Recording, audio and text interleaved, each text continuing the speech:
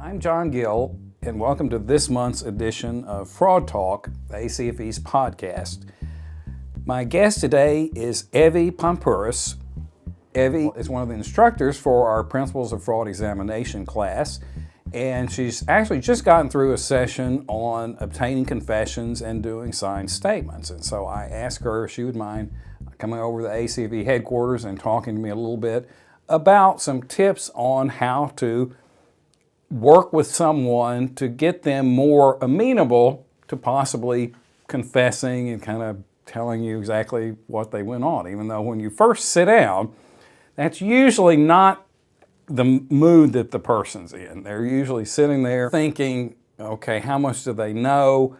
Is there a way that I can kind of just fake my way through this? So, Evie, what are some of your experiences in, like when you first sit down with somebody, what do you think is mostly going through their mind? They're trying to feel you out, and they're also assessing you. They think the interviewer is just assessing the interviewee, but they don't stop to take a moment that that person that's sitting in that chair is sizing you up as well. So you should take a moment and think, are you presentable? What are you presenting when you walk into the room?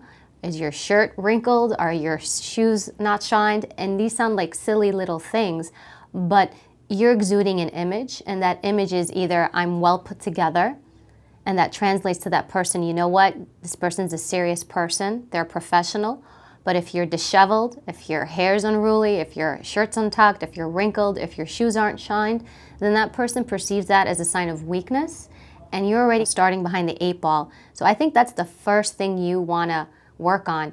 And think of it this way, if you saw you walk into the room, what impression would you get? And that kind of sets the tone of where you're going to go from there. Well, let's say you polish your shoes and you're looking nice and you sit down with them. What's the first thing that you're going to do next? When you walk into the interview room, you want to be engaging with the person, whether you like the person or not, whether you like what they've done or not. Your personal biases, your opinions, those need to be checked out the door. And you need to understand that it's not about you, it's about that person. So when you walk in, hello, my name is Evie, it's nice to meet you. You can state your title if you need to, but if you're not required to, I would avoid those types of formalities. You don't really want to tell them, hello, I'm a fraud investigator. That's going to kind of set the tone that, wow, this is serious, because that has a serious connotation to it. So if you can avoid that, do that. And you want to make it informal. Hi, nice to meet you. Thank you for coming in to see me. Have a seat. Have a seat here. And that's another thing. Another way to exude authority in the room is for you to tell that person what to do. And one of the simplest ways you can do that is don't let that person sit where they want, show them where to sit. And when you do these little things, it shows them that you have authority in the room and you're setting the tone of who's in charge without you having to tell them or remind them, I'm in charge here. Now, some of the introductory questions that you're asking, what are the purposes of maybe asking them where they're from or how long have they worked here? What are those questions set up? 2 things. One, it helps you get data and information on that person, because a lot of people may use different names, different social security numbers. You want to get as much information as you can, get an address, get family members. Maybe you can ask them about their family, where they're from, so you can build information around this person. Because often people, especially repeat offenders, they've got different backgrounds, different people, different social security numbers, different names. So on one sense, you're able to authenticate and get all the information you need to know who you're speaking to and to build a case. And on the other sense, as far as the interviewing portion goes, it helps you find out what the norm is of the person. So what does that mean when we talk about norm? It means I want to see who you are normally. I want to see you relaxed. I want to see how you interact with others. I want to see how you speak, what you say, what you don't say, your gestures. So I want to see you in that capacity, because later on in the interview, when I start asking you these uncomfortable questions and it starts to get stressful, then I can see that clear shift in your behavior, because that's what happens. Think of it this way. You're comparing the unstressed out person, the unthreatened person, they're not stressed, and you're taking that and you're comparing them to when they're stressed out, when they're intense, when they're feeling those questions, when the heat is on. So you're comparing those two individuals. And if you see a drastic difference in that, then a lot of that will show you the key indicators you need to look for deception. So for example, if somebody is sitting in their room and throughout the whole interview they're always scratching their head, but they've been doing it from the beginning, then that just means that's a personal tic that person has regardless. But if they're not doing it at all, and then you start later as you go into the interview and you ask those questions, did you take that money? And then they start scratching their head, that's a sign. That's an indication that they're stressed out and they're behaving and they're showing you those indications of deception. So that's what helps you. Let's say you get into a sensitive area and you're thinking, okay, they're definitely exhibiting some signs of stress, but they're adamant that I don't know what you're talking about. I didn't have any, I don't have any knowledge of that. I wasn't there. What are some tools to try and break down those barriers? The big thing is this, it's confidence. You have to have confidence in the room and confidence in what you're doing. If the person across from you senses that you're not confident, you're done, game over. So even if you're not, just don't show it. You have to have a good, I call it the poker face. You have to have a good poker face. Think about those people you watch on TV when they're playing poker. They've got the glasses on and the hats on. You can't see what's going on because they're hiding the visuals that their face could give away. It's the same thing with you. Don't give it away. So if you don't know, go in it as if you do know. Let that person think you know what you're doing, because the moment they think that you don't have it together, that you're missing something, or that they think that they can change you or change your mind, it puts you way behind. And that's the key thing. And then as far as approaching them with the things you can say, they're going to give you denials. They're going to say certain things, I don't know. You need to press people. A lot of times people feel uncomfortable doing interviews because there's a sense of confrontation, there's a sense of calling people out, and people don't like to be called out, they don't like to call other people out, and they don't like confrontation. If you don't like confrontation, or let me correct it, if you're not comfortable with confrontation, then you're going to have a difficult time speaking with people, because people will get confrontational with you. They'll say to you, why are you accusing me of this? I told you I didn't do this. They're going to get in your face. It's quite possible they will. And they're going to try to fight because they don't want to go to jail. They don't want to get fired. They don't want to be labeled as a thief. So yes, you're going to have to work for that. How important is it to kind of check your personal bias at the door? For instance, they think that you're judgmental.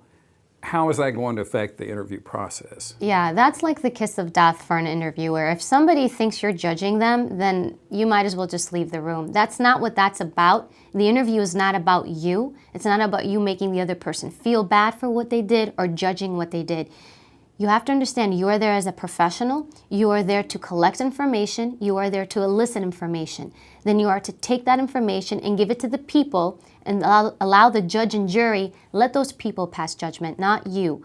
But your job is to collect, and you cannot collect information from people when they feel that you're judging them. Who likes to be judged? Nobody, no matter what you've done. Who likes to have their faults shoved in their face? No. But if you do that in the interview room, you know what you're telling that person? Don't talk to me. And they won't. They're either going to start filtering what they're saying, or they're just going to shut down. They're going to not tell you anything. So it's not about you. It's not about the interviewer. You are the professional. You check your biases and ego out the door. It's not about pride. Somebody may even get in your face. They may even insult you during the interview. Again, you command respect and authority through your behavior. And you can check people when you need to, so you can kind of keep that ambiance in place of who's in charge of the room or not. But you're not there to take things personally. None of it is personal. This person's going to speak to you the same way they would speak to anybody else sitting across from them, because they just don't want to go to jail. They don't want to lose their job. So don't take things personally. If you're taking it personal, then you don't belong in that room. Let's say you get the first admission that they admit, well, I did take some money. It just kind of happened. I didn't really plan this out in advance. Once you get that first admission, how do you proceed from there? What other types of information do you want to elicit at this point? So once somebody just kind of they show you that you're able to crack their armor, so to speak, and then they leak it out. Look, I didn't plan this. It kind of happened. Be like, that's okay. This is good. Tell me about that. Tell me about what happened. And that's it. Leave it. Let them speak. Don't hit with those questions yet, because now you've just kind of cracked their armor and they're starting to speak. Don't say anything because you may shut them down. You're still kind of like in sensitive waters here. The key is to get them comfortable enough to keep going. So be like, tell me about that. That's okay, okay. And then it's never a big deal. No matter what they confess to, no matter how bad it sounds, it's never a big deal to you. You don't ever make it seem like it's a big deal. And that's how you would go about it. You let them speak, you let them share their story, and then later on, then you come in with those follow-up questions. Well, how about this? Well, how much money would you say? Okay, is there anything left of some of the money that you took? Do you know of any other people involved? What else can you tell me? What about this individual? And that's when you follow up with these questions. But if you notice, my questions are always very neutral, right? I don't want to make it seem that I'm very, very interested, but I also don't want to seem too relaxed. I'm in the middle. You get them to give you some of this information, and you want to get a written record for the file. And so the next thing you do is like, well, how do you mention and approach the aspect of getting a signed statement from them? Yeah, so this is interesting, because this is where everybody kind of gets worried. How do I get this person to write this down? How do I approach it? You approach it the way you've been approaching everything throughout the whole interview. It's not a big deal. Nothing is ever a big deal.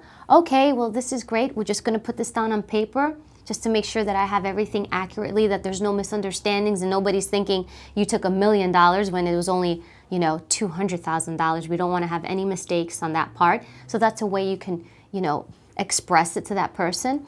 And you also present in a way where they don't have a choice. You're not saying, can I take a statement? You're going to tell them, we're going to, take a statement. We're just going to write this down. And you don't even have to use the word statement because it sounds very official. Okay, we're just going to jot some of this down just to make sure it's all accurate information. And that's it. And you go from there. But if you give them a choice, you're sabotaging yourself.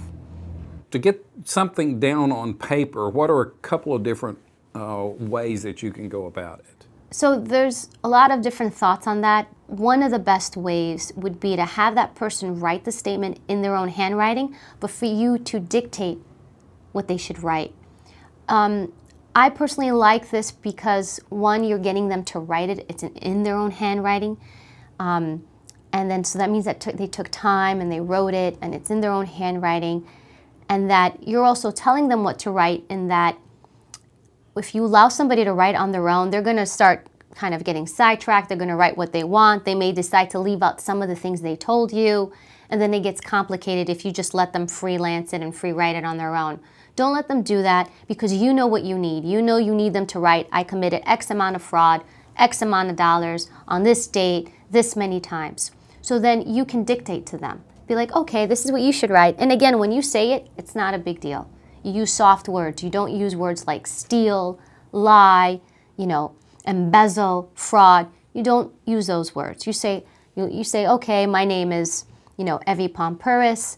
I'm writing this date. I'm writing this out of my own, on my own. This is voluntary on such and such date. Just get straight to the facts. On this date, I took X amount of dollars. I did this many times. This person helped me. This is how I did it. Write those things out. Avoid the strong words. And then at the end, have them write, I know this was wrong. I feel bad about it. I want to try to make things right and pay back restitution. And I'm willing to cooperate. So now you have your facts. And then at the bottom, you have intent. And you have that person acknowledging that what they did was wrong. And that's important. So that's the one aspect of it. But now look, if you write it yourself, that's fine too. But you always risk, a lawyer or later on somebody saying, well, you wrote the statement. They didn't write it. That's okay. You can have them write it. They can sign it. Again, if you're just, have somebody else witness. But these are always things that you risk when you do these interviews. Somebody can come back and say something different. But I definitely would not let the person write it on their own, because they're going to ramble and just kind of write whatever they feel like writing. And you mentioned something in class today that I thought was a good idea. If you write the statement out set up a recorder and have them read the statement aloud and you record it while they read it? Yes, so you can do that absolutely. So if they write it, actually you should do this no matter what, but if they write it and then you say, okay, read this out loud for me, and if you record that, now you have that.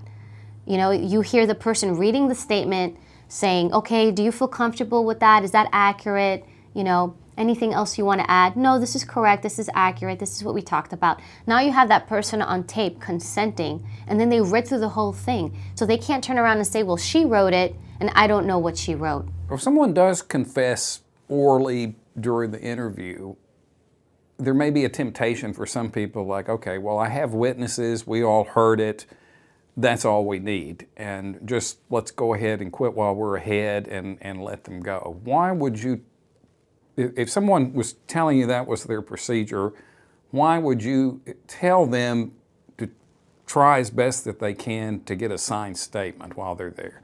You know, it's interesting you say that. You just reminded me of an interview I had done on someone, and they gave up a lot of information, and then they thanked me and everything went well, and then after the interview was over, they made a phone call to the offices where I worked and said, look, you know, I feel uncomfortable. This, you know, I admitted to things that I shouldn't have, and the individual who interviewed me, being me, made me feel like I had to say these things, and you know, none of the things I said were correct. So they went on and on about the verbal stuff. And so then I get a call from my supervisor saying, you know, hey, this person said that they kind of felt intimidated and they felt they had to say these things to you.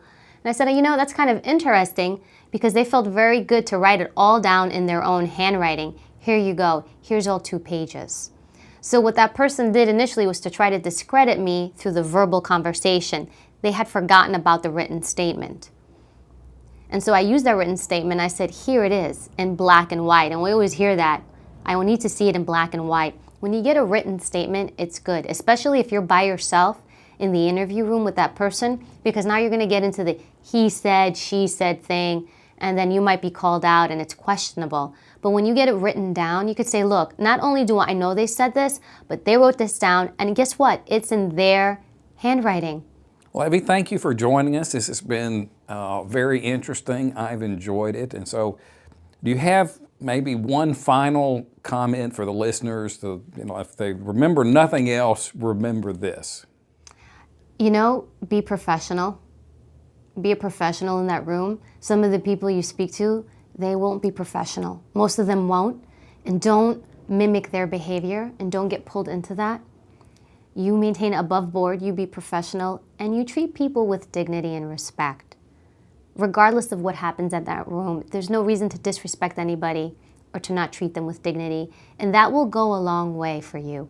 There are countless confessions that I've gotten, and then at the end, sometimes when I felt comfortable enough, I would ask the person, I would say, why did you tell me this? And often I would hear, because you were nice to me, because you treated me better than the other person treated me. And actually that reminds me of another interview I did with a young woman, and she was also involved in some type of fraud, and law enforcement had actually interviewed her multiple times, and she denied it. I didn't do it, I didn't do it, I didn't do it. So at this point she was going to walk because they didn't have enough on her, and I was asked to go up there and speak to her, which I did.